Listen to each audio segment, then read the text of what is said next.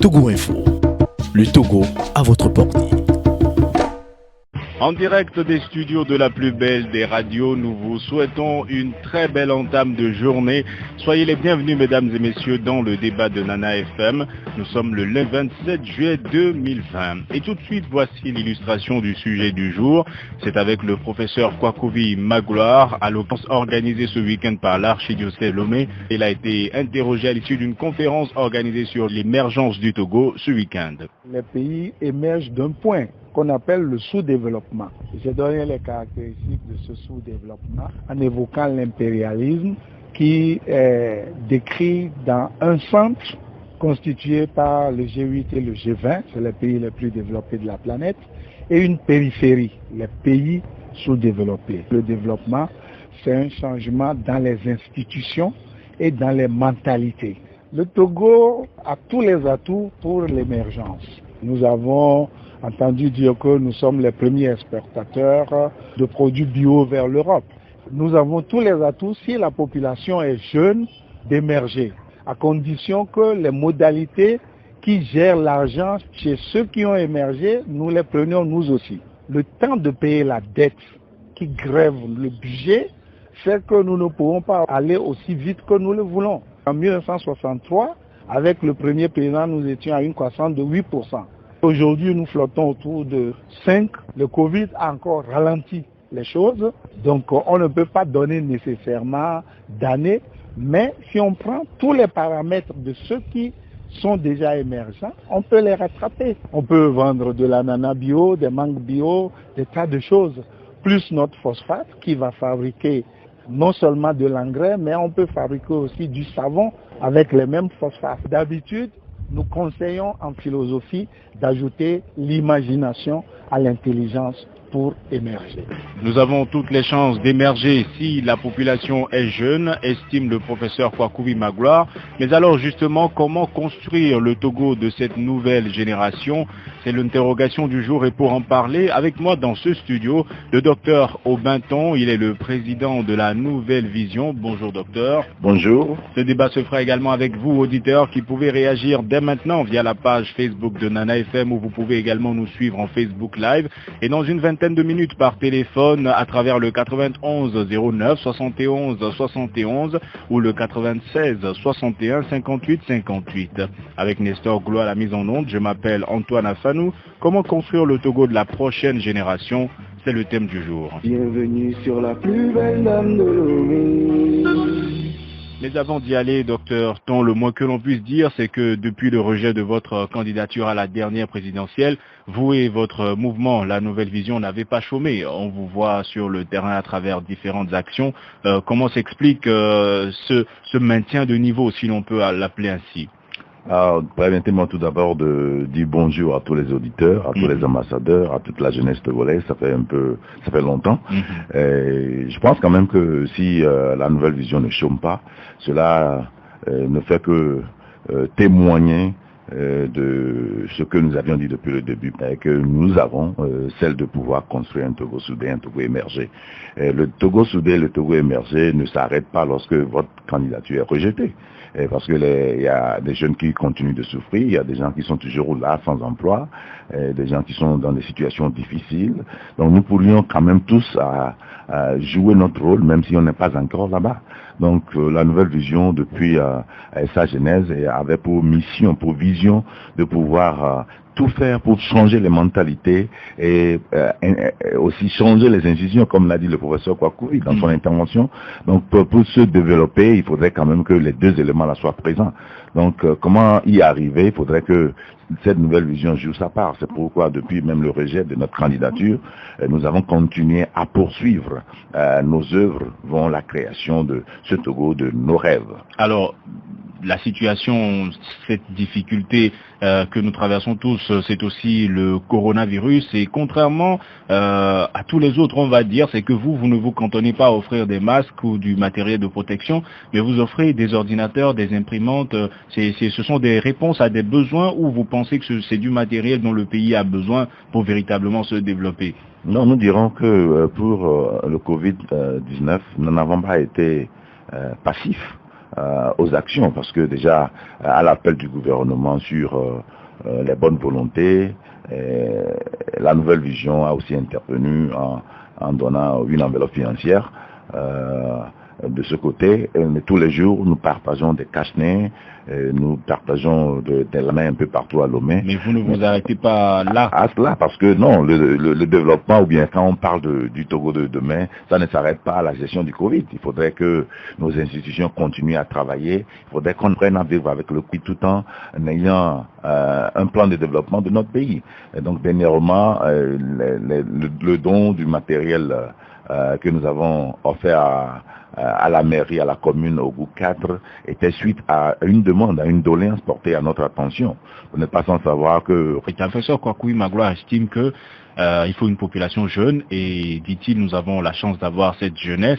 Mais justement, est-ce que cette jeunesse a la place qu'il lui faut pour contribuer au développement du Togo aujourd'hui? Vous, acteurs politiques, à un certain moment donné, aviez estimé que les anciens ne vous faisaient pas assez de place. Aujourd'hui, est-ce que vous avez le sentiment que la voie se dégage? On est toujours dans l'ancienne dynamique. Bon, je sais pertinemment que nous n'allons pas nous asseoir et estimer que nos aînés vont nous appeler en nous disant venez prendre cette place. Nous devons nous battre. Mais au même moment, il faudrait que nous puissions aider les anciens à comprendre que ce n'est pas une lutte de génération. Nous voulons tous construire un Togo meilleur, un Togo de demain. Et pour ce faire, il faudrait quand même que la jeunesse puisse avoir sa place. Mais si nous nous mettons dans une dynamique où ça semble être un combat de génération, un conflit d'âge, je pense que ça ne nous avantagerait pas. Parce que si on pense à construire le Togo de lendemain, de demain plutôt, avec une population jeune, avec la jeunesse, cela ne voudrait pas dire que nous mettons les aînés de côté, parce qu'il y a beaucoup de choses à apprendre des aînés.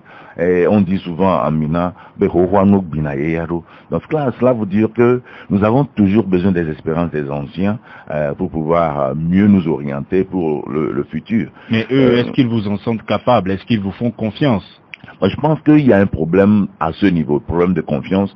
Et ce problème de confiance est né de plusieurs crises que nous avions connues depuis le début. Parce que si depuis un certain moment, nos luttes se cantonnaient sur des positions de haine, de vengeance, vous êtes, ça ne peut jamais être si facile. Mais je pense que le Togo a de la chance, vu qu'il y a l'émergence d'une nouvelle génération qui veut faire les choses autrement et qui ne veut pas utiliser au fait la politique comme une arme contre un certain clan donné, mais qui veut en faire plutôt un outil de développement pour arriver à une destination. Et puis, on ne peut jamais construire un Togo de rêve, un Togo de demain sans avoir une vision claire, une vision précise et une vision concise. Donc aujourd'hui, je me ravis de voir l'émergence d'une nouvelle génération où construire une finalité claire, mettre des actions en application pour arriver à une destination concise est l'élément moteur. Avez-vous la recette? Aujourd'hui, comment construire le Togo de demain? C'est très simple. Qu'est-ce qu'on appelle un Togo de demain? Il faudrait commencer par là, parce que si nous pensons construire un Togo de demain que nous ne maîtrisons pas, alors on a toujours un problème.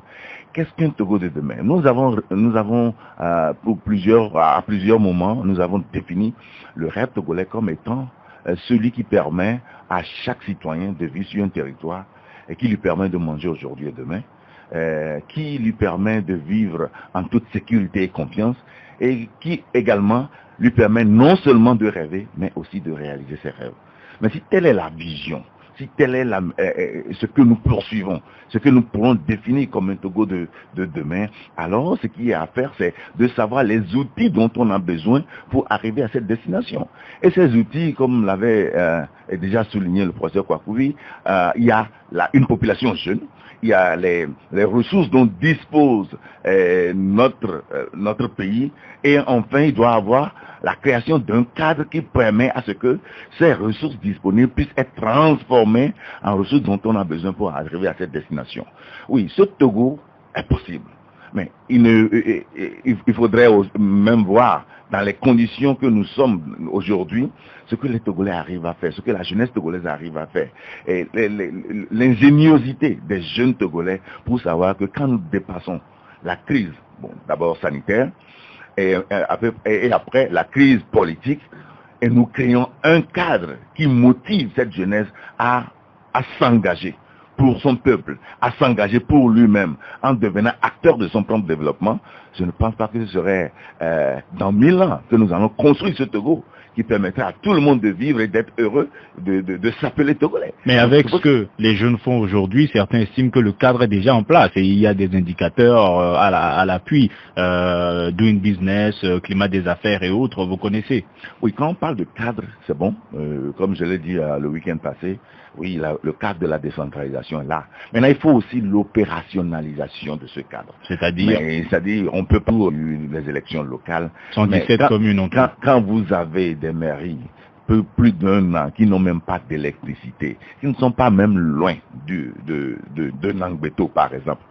Vous avez des mairies qui n'ont même pas d'imprimante, des mairies qui n'ont même pas de traceurs, qui n'ont même pas de moyens de commencer à travailler, à fonctionner. Donc le cadre est là, c'est que le cadre de la décentralisation est là. Bravo. Maintenant, il faudrait passer du cadre à l'opérationnalisation. Je ne le mets pas au dos d'une seule personne, mais je pense quand même que nous avons un rôle à jouer pour rendre opérationnelles les choses. C'est entre vœux. Maintenant, ce qui est plus important, c'est de tout faire pour que ces entreprises soient fonctionnelles et qu'ils puissent arriver à donner le meilleur d'eux-mêmes pour résoudre un problème donné. Oui, créer l'entreprise, avoir des agrégats macroéconomiques pour pouvoir peut-être polir nos politiques, il n'y a pas de problème. Maintenant, quelle est la fonctionnalité de ces choses-là? Nous avons créé beaucoup d'entreprises. Combien d'emplois? Mais je pense quand même qu'à des moments donnés, on ne fait que agrandir le taux de chômage, où les gens qui doivent peut-être aller au champ et travailler, non, nous allons plutôt créer cette institution. Aujourd'hui, la tendance est les start-up, les nouvelles technologies et autres. Vous pensez que le Togo devrait mettre davantage l'accent sur l'agriculture? Oui, je pense que l'agriculture est le fondement de toute économie. Quand nous pensons à des pays comme les États-Unis, des pays à grande économie, nous savons tous que le fondement de leur économie, c'est l'agriculture. Quand vous n'arrivez même pas à produire pour nourrir votre population, alors que dépassez seulement le domaine, vous allez voir les terres que nous avons, les terres arides dont dispose le Togo. Donc quand nous ne mettons pas un accent sur l'agriculture et la transformation, pour pouvoir au moins créer ou bien transformer ce que nous produisons, je pense que c'est important. C'est un sujet, c'est un point que vous venez de souligner très important, où nous devons savoir que l'agriculture est le fondement de notre économie. Donc une attention particulière à ce domaine pour moi est très importante. Alors, un Togo où les gens mangent à leur faim, où les gens peuvent rêver et réaliser ensuite leurs rêves. Pour cela, il faut un cadre et il faut notamment mettre un accent sur l'agriculture. Ensuite, que s'occupe le cadre politique dans la recette pour le Togo de la prochaine génération? Je me souviens d'une vidéo qui avait circulé sur les réseaux sociaux entre-temps, où un jeune homme parlait de Dubaï.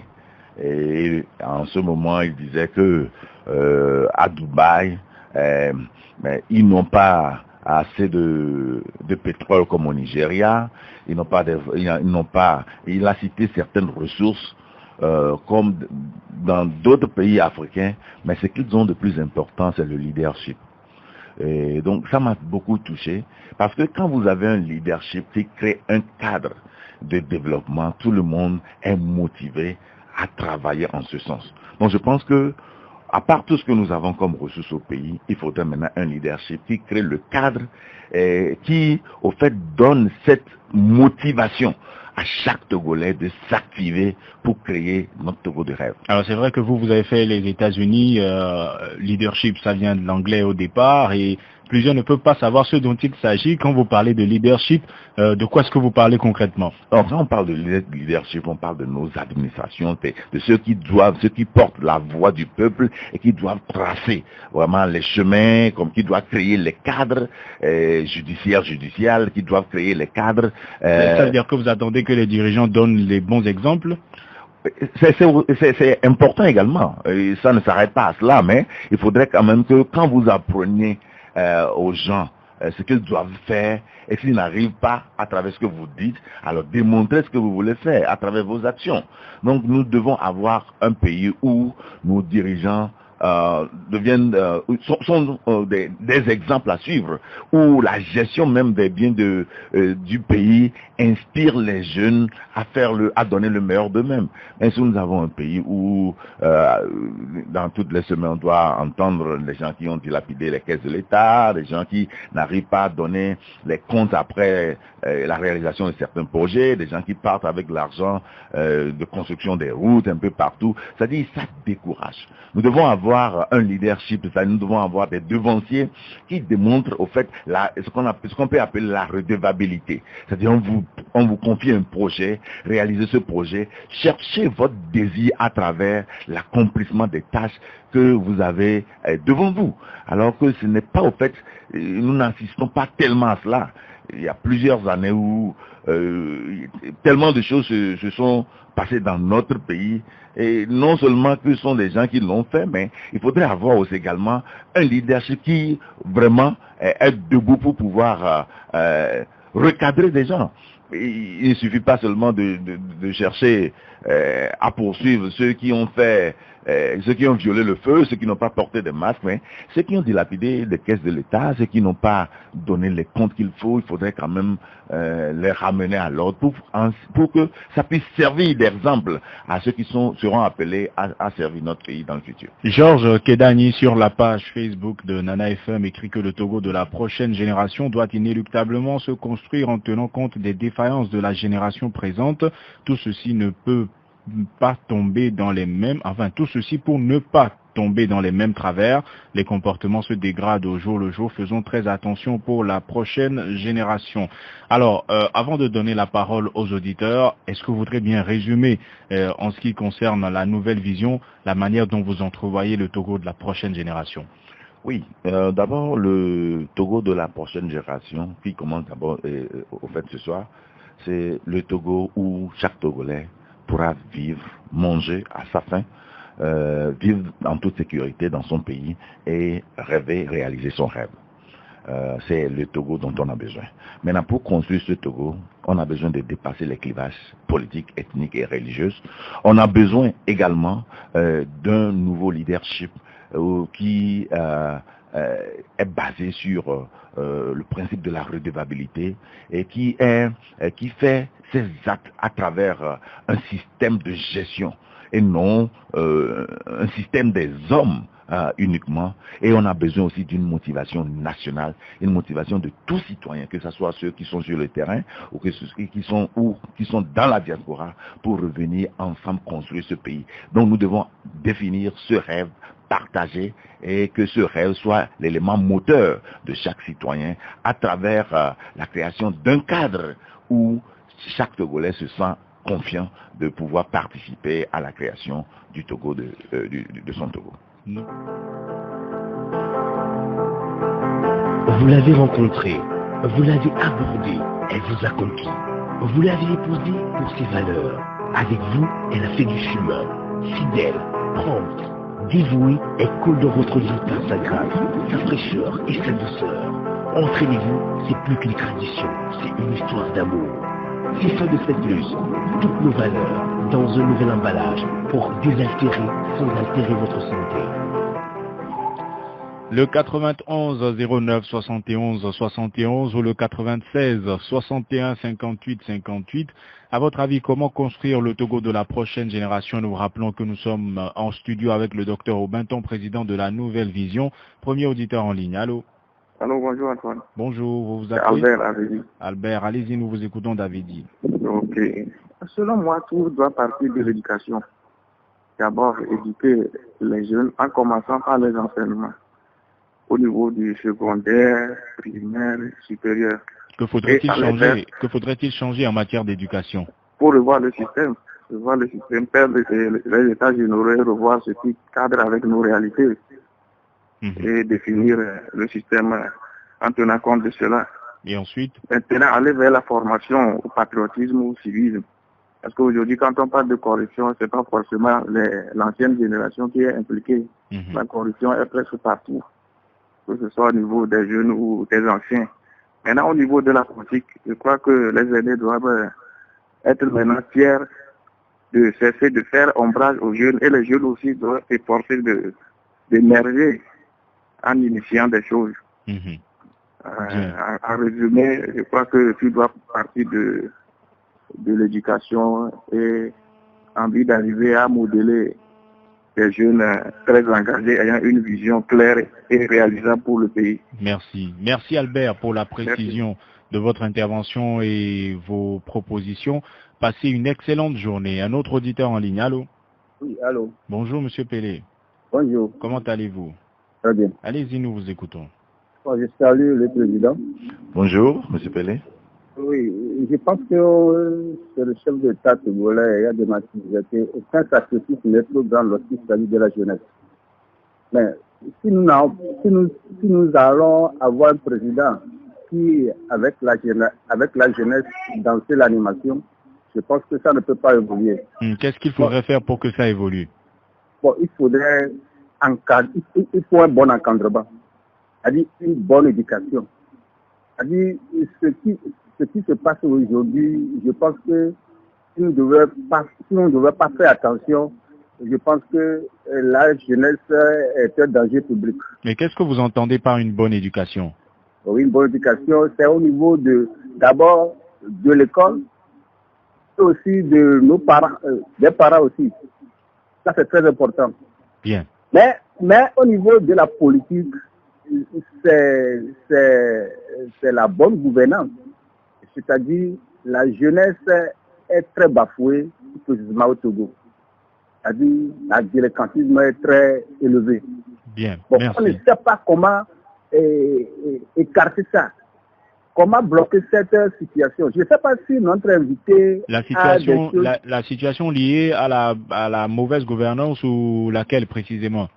La situation de la mauvaise gouvernance, elle est impeccable. Elle est là. On ne peut pas la refuser. Elle est là. La mauvaise gouvernance, elle est là. Maintenant, le contrôle de la situation même, ce que je vais dire, on ne contrôle même plus la jeunesse. Vous voyez ce que je vais dire? On ne contrôle même pas la jeunesse. Contrôler la jeunesse, c'est-à-dire? C'est-à-dire la jeunesse aussi aujourd'hui, nous sommes en l'air. La jeunesse est en l'air. Tout à l'heure, quand quelque chose va se passer maintenant, c'est la jeunesse qui va sortir pour lancer des pierres.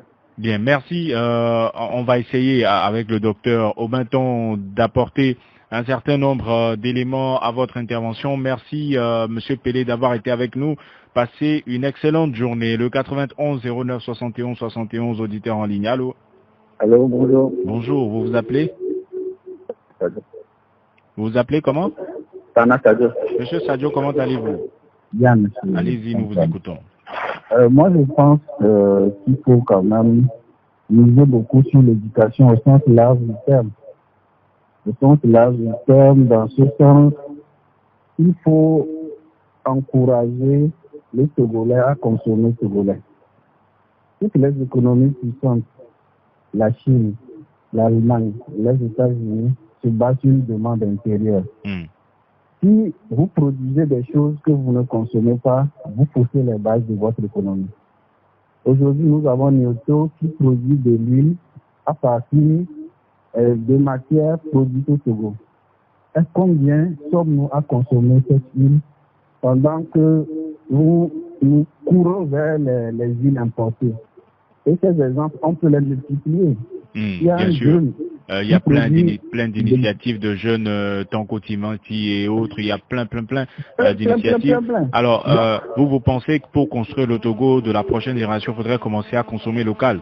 Consommer local et être ancré, avoir cet ancrage du patriotisme. On a beaucoup d'incomposes qui faussent les bases du développement. Comment est-ce que vous pouvez comprendre que des caniveaux en construction, déjà, on voit des pneus de véhicules dedans? Comment est-ce que vous comprenez cela? Demain, ça va poser des problèmes de curage. L'eau de ruissellement ne va pas pouvoir passer et ça va créer des inondations. Demain, on va crier, l'État ne fait rien.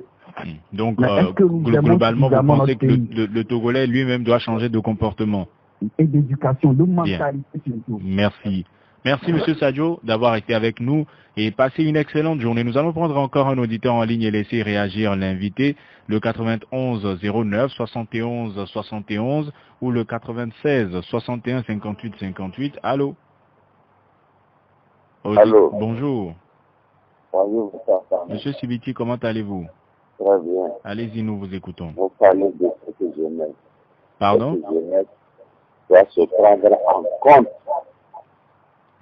L'éducation doit être une éducation rigoureuse. S'éloigner de ce que vous disiez de démocratie, quoi. Non. Vous dites qu'il faut s'éloigner de la démocratie. Oui, parce que nous avons une démocratie pagailleuse. Il y a rien de sérieux dedans, mais ce temps, j'ai oublié de le féliciter pour la candidature qu'on n'a pas acceptée. J'ai été très, je ne sais comment, parce qu'il a envoyé un bon programme. Merci, monsieur Ton, président. Merci. Alors, monsieur Sibiti, vous dites qu'il faudrait s'éloigner de la démocratie telle que nous la faisons ou s'éloigner de la démocratie tout court. Il faudrait que ce point soit clair. Tel que nous l'avons conçu, la pagaille. S'il y a la pagaille, la jeunesse ne se passe. Qu'est-ce que vous qualifiez enfin? Qu'est-ce que vous appelez pagaille dans la démocratie telle qu'elle est mise en œuvre au Togo? Monsieur, mon président, vous avez dit quelqu'un venait de vous dire que les pneus dans les caniveaux. Non, parce que vous avez le droit de faire ce qu'il ne faut pas faire. Les gens ne le font pas en faisant de la démocratie un prétexte. Hein. Je n'ai jamais vu, enfin, en ce qui concerne ces dernières années, quelqu'un jeter un pneu dans les caniveaux et dire oui, c'est parce que c'est la démocratie que je le fais. Vous voulez parler, on va vous dire, est-ce que c'est pour vous? Bien. C'est pour cela que vous plaidez pour une démocratie plus rigoureuse. Ce sera tout, monsieur Sibiti? Il y en a beaucoup, bon, allons-y. Bien, merci. Passez une bonne journée. Alors, on a eu Albert Davidi, Pelé, Sadio et M. Sibiti. Tous ont évoqué le terme éducation. Ils pensent qu'il faudrait, par exemple, en ce qui concerne Albert, réadapter l'éducation à nos réalités à travers des états généraux. M. Sibiti parle d'une éducation plus rigoureuse. Il y en a qui ont parlé de civisme et de patriotisme, des notions à enseigner également. Oui, justement, quand on parle d'éducation, il faudrait quand même que nous la mettons dans son cadre donné. Je pense que dans ce que nous pourrons définir comme éducation, il faudrait arriver à créer des modèles réussis au Togo. Il faudrait avoir des gens qui inspirent d'autres personnes. Il suffirait seulement, tu vois, les 5 régions, les 5 ou 6 régions, avoir des modèles sans une Togolais. C'est quelque chose qui ressemble au start-up, mais qui n'est pas au fait politisé. Des idées togolais qui, à travers leurs acquis, à travers leur dévouement, ont pu réussir, ont pu transformer, peuvent servir de référence, de repère à la jeunesse togolaise. Produit de ce genre de choses dans chaque région, vous allez voir que très rapidement ça va prendre. Et puis ça rentre également dans le cadre de l'éducation. Maintenant, si on met l'éducation dans le système enseignement, il faudrait également revoir la finalité de notre éducation. Mais pourquoi nous éduquons? Pourquoi les gens vont à l'école? Les gens ne vont pas à l'école seulement pour avoir des diplômes. Les gens ne vont pas à l'école pour devenir des docteurs, quoi que ce soit, mais ils vont à l'école pour développer des compétences qui peuvent résoudre des problèmes donnés. Mais si ces problèmes ne sont pas identifiés a priori, c'est-à-dire si nous n'avons pas une vision claire, précise et concise de ce que nous voulons faire, ça veut dire que la base de l'éducation même est faussée. Je me suis amusé à plusieurs reprises à revoir ce que nous appelons, ou bien ce que le gouvernement appelait le PND. D'abord, quand je vois la vision du PND qui dit que la finalité, c'est de créer, c'est une transformation structurelle de l'économie pour une croissance forte, durable, résiliente, inclusive, créatrice d'emplois et induisant à l'amélioration du bien-être. C'est-à-dire, j'ai revu tous les mots de ce qu'ils ont défini. Je me suis dit, si aujourd'hui nous avons ça réellement comme une vision et que nous voulons le faire et que nous voulons partir de cela pour arriver à la création d'un Togo de rêve, c'est possible parce que c'est bien défini, le cadre est là. Maintenant, comment faire pour y arriver? C'est important. Et quand les gens, j'ai entendu, je crois c'est le second intervenant qui parlait de la bonne gouvernance. Sans la bonne gouvernance, comment pourrons-nous arriver à cette destination? Et quand je revoyais, au fait, le fond du PND, je me disais que nous devons d'abord au lieu de dire, par exemple, à chaque candidat aux élections présidentielles de nous présenter son projet de société, et si tout le monde présentait un projet national de développement qui cadre avec la vision du Togo, parce que la vision du Togo doit être une vision globale, peu importe qui sera président, cette personne aura à travailler vers cette vision. Donc, il ne doit pas y avoir le risque de repartir de zéro à chaque élection ou en cas de renouvellement de président. Tout le monde vient avec un programme national de développement. Ce que j'ai pas tellement aimé par rapport au PND aujourd'hui, c'est que le PND est conçu et c'est pour 4 ans, ça dit, ça finit en 2022. C'est-à-dire ça doit être un programme qui couvre même le mandat présidentiel. C'est-à-dire quand vous venez aujourd'hui et que vous savez que voilà la vision globale, vous êtes président, qu'est-ce que vous pouvez faire pour évoluer du point X au point Y? Donc, et votre successeur viendra continuer. Et puis vous serez jugé par rapport à ce programme que vous avez. Si par exemple la croissance économique est à 5,6% et que pour vous, vous dites que dans votre programme national de développement en tant que président, vous allez tout faire pour arriver à 8%. Vous allez tout faire pour réduire le taux de chômage de tel pourcent à tel pourcent. Vous allez tout faire pour pouvoir créer tel nombre d'emplois. Donc vous serez jugé par rapport à ce programme national de développement qui au fait cadre avec la vision. Donc je pense que pour créer le Togo de rêve dont nous parlons, pour arriver à transformer ce Togo, pour que chacun de nous soit fier de notre pays, il faut cette éducation qui se base également sur la création des modèles réussis. Et ces modèles réussis ne peuvent être motivés que par des leaders qui inspirent confiance, des leaders qui peuvent mieux utiliser les fonds de l'État et qui n'abusent pas des autorités qui ont été confiées par rapport à leur positionnement.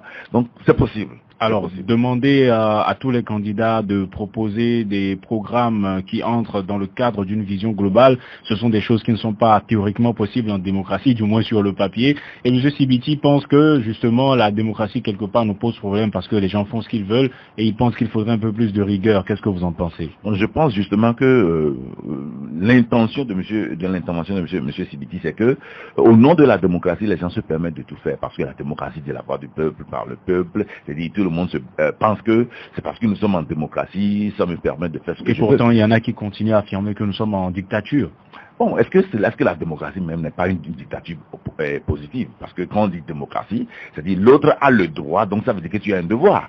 Donc au fait, si le mot dictature, c'est une imposition négative, en cela, moi je vois ce qu'on appelle dictature. Sinon, si je vais aux États-Unis aujourd'hui, je ne peux pas me permettre de faire tout ce que je veux parce qu'il y a la démocratie. Cette démocratie m'impose plus de rigueur.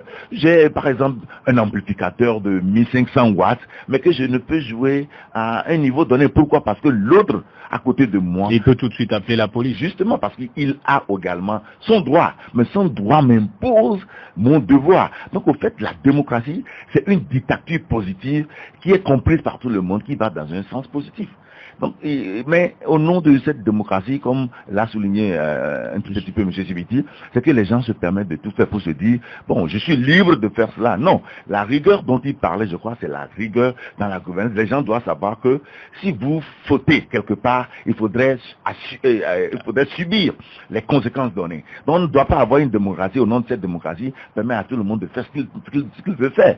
Mais il faut que ça soit recadré. Et M. Sadio pense qu'il faudrait consommer local dans un premier temps. Obligatoirement, quand nous parlons de la transformation de notre agriculture, par exemple, vous allez voir que si aujourd'hui les gens se mettent à innover, à créer, vous avez donné l'exemple de Tanko Timanti, et quelqu'un a intervenu par rapport à Nioto. Et si vous arrivez à produire et que vous n'arrivez pas à vendre, ça donne quel désir? Je sais, d'un côté également, il faudrait que la qualité de ce que nous produisons soit acceptable. Parce qu'il y a des gens qui produisent aujourd'hui et qui manquent au fait de la rigueur également dans certaines dispositions à prendre. Mais si nous arrivons à produire et que notre population n'est pas au fait encouragée à consommer ce que nous produisons, ça donne encore un problème. Donc c'est important d'amener, je me souviens, il y a cela, consommer produits togolais. Il y a dans ces années là où on motivait les Togolais. Et aujourd'hui, c'est l'OADEL qui tente de maintenir cette veille en invitant les Togolais à consommer les produits de chez eux. C'est important parce que c'est à travers cette consommation que nous pourrons donner un accent particulier à l'économie. Si nous n'arrivons pas à consommer local, ça n'encourage pas ces innovateurs, ça n'encourage pas ceux qui transforment les producteurs à continuer à innover. Donc je crois que le troisième intervenant, il a bien fait de souligner qu'il est important de consommer local. Et cette consommation peut également, cette attitude plutôt, peut également provenir du comportement de ceux qui sont devant nous. De nous qui voulons porter la voix du peuple, il faudrait quand même qu'on arrive à démontrer ça à travers nos actes. Donc c'est quelque chose que nous devons tous faire. Assoumaïlou, sur la page Facebook de Nana FM, écrit qu'il faudrait d'abord, pour construire le Togo de la prochaine génération, éviter l'impunité et mettre en valeur nos réalités à travers l'éducation de cette génération. Revoir les vrais objectifs de nos institutions afin de garantir l'héritage commun de notre pays. Donatien Aosso, lui, il écrit que le Togo a une jeunesse très dynamique et dévouée à la tâche, juste que la gérontocratie fait assez ombrage, à tort ou à raison. Combien sont ces jeunes qui s'engagent véritablement pour la cause nationale quand ils sont à des postes? Alors la question se pose, et un auditeur l'avait souligné, il n'y a pas que les aînés qui détournent, les jeunes aussi leur ont emboîté le pas, on va dire. Ah oui, justement, quand vous êtes dans un cadre où même détourner ne pose aucun problème aux gens. Où il n'y a visiblement pas de représailles après. Donc ce qui veut dire que quand même les gens font certaines choses et puis ils n'ont même pas de remords. C'est à des moments donnés, vous devez le faire savoir pour qu'ils puissent prendre conscience de ça. Donc justement, ce n'est pas seulement le problème des aînés. Mais il faut aussi savoir que pour changer, il faut que le cadre nous le permette. Je donne tout souvent cet exemple. Quand vous voyez par exemple un groupe de 50 Togolais, vous dites que ce sont des fainéants, ce sont des voleurs, ce sont des détourneurs. Prenez ce groupe maintenant et mettez-les par exemple dans un pays comme les États-Unis et après 1 an, 2 ans, revenez voir ce groupe. Mais vous allez voir qu'il y a un changement structurel qui s'est opéré de lui-même. Ce changement provient d'où? Ça provient du cadre qui est aussi créé. Donc c'est pourquoi c'est important pour moi de dire qu'au-delà de tout, il faudrait que le cadre soit propice au développement que nous voulons avoir pour notre pays. Mais les gens détournent, pourquoi? Parce que d'abord, il y a des habitudes que nous avons apprises depuis les bancs. Je disais toujours que à l'école des fois, pour devancer, il suffit de mettre celui qui est devant toi derrière toi. Ce sont des habitudes que nous avons apprises. C'est-à-dire, au lieu que je m'efforce à aller au-devant, à dépasser l'autre, non, je cherche tout pour le ramener derrière moi. Donc, ce sont des habitudes que nous avons apprises depuis les bancs de l'école. Et quand nous sommes dans nos fonctions, nous les faisons également. On te confie une tâche. Au lieu de tout faire pour réaliser ça d'une meilleure manière que peut-être ton prédécesseur, non, c'est plutôt chercher des embûches pour celui-là, pour démontrer que lui ne fait pas bien, afin que tu puisses être visible. Donc je pense que c'est important que ce changement dont nous parlons ne soit pas catégorisé seulement sur nos aînés, mais c'est une habitude à changer. C'est pourquoi ceux qui ont parlé de l'éducation et de la formation, c'est important. Et cette éducation et formation doit être suivie par la création d'un cadre rigoureux qui permet que vous soyez apprenti, que vous soyez un tailleur ou pas, c'est-à-dire tout le monde doit être redevable partout où il est. C'est important.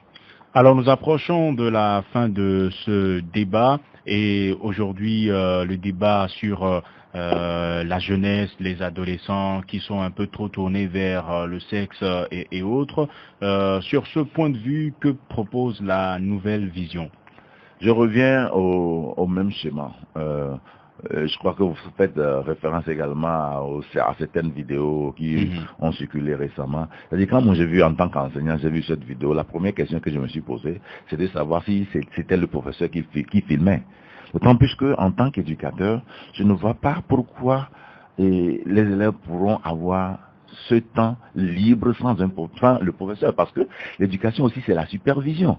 Donc quand nous avons un système éducatif où le laisser aller ne dérange personne, ça pose un problème, parce que partout où nous sommes, partout où les gens seront, les jeunes chercheront à aller à faire du n'importe quoi. Mais c'est aux responsables, c'est aux parents et c'est à la société d'imposer un cadre, d'imposer la rigueur qu'il faut. Ce n'est pas seulement au Togo que ça se passe dans d'autres pays, même à l'étranger. Mais il faudrait mettre un système en place qui recadre tout. Quand les écoles ne sont pas redevables, c'est-à-dire tu peux créer une école aujourd'hui parce que tu as de l'argent, tu peux créer une église aujourd'hui parce que tu as une place, tu peux créer, c'est-à-dire les gens créent certaines choses sans pour autant avoir les compétences qu'il faut. Donc je pense qu'il faudrait recadrer toutes ces choses données pour que la rigueur soit imposée.